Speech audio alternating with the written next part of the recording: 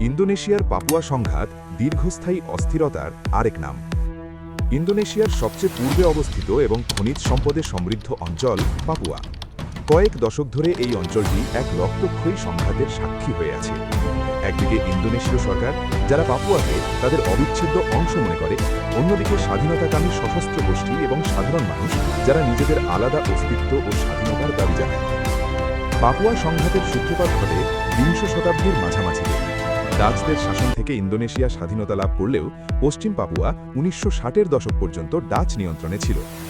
1969 সালে জাতিসংঘের তত্ত্বাবধানে একটি গণভোটের মাধ্যমে পাপুয়াকে ইন্দোনেশিয়ার অন্তর্ভুক্ত করা হয়।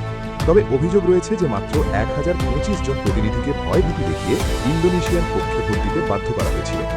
পাপুয়াদের কাছে এটি আজ পর্যন্ত একটি প্রতারণার ভোট হিসেবে পরিচিত। এই গণভোটের পর থেকেই অর্গানাইজেশন পাপুয়া মার্ডেকা বা স্বাধীন পাপুয়া আন্দোলন সক্রিয় হয়ে ওঠে এবং তারা স্বাধীনতার দাবিতে গেরিলা যুদ্ধ শুরু করে। ইন্দোনেশিয়ার অধিকাংশ মানুষ মালয় বংশোদ্ভূত, কিন্তু পাপুয়ানরা জাতিগতভাবে মেলানেসিয়ান। তাদের ভাষা, ধর্ম এবং সংস্কৃতি মূল ভূখণ্ড থেকে সম্পূর্ণ আলাদা।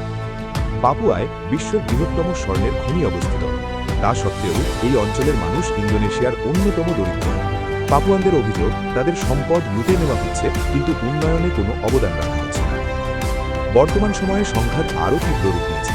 ইন্দোনেশিয়া সরকার পাপুয়াকে স্পেশাল অটোনমি বা বিশেষ স্বায়ত্তশাসন প্রদান করলেও তা স্থানীয়দের ক্ষোভ প্রশমিত করতে পারেনি।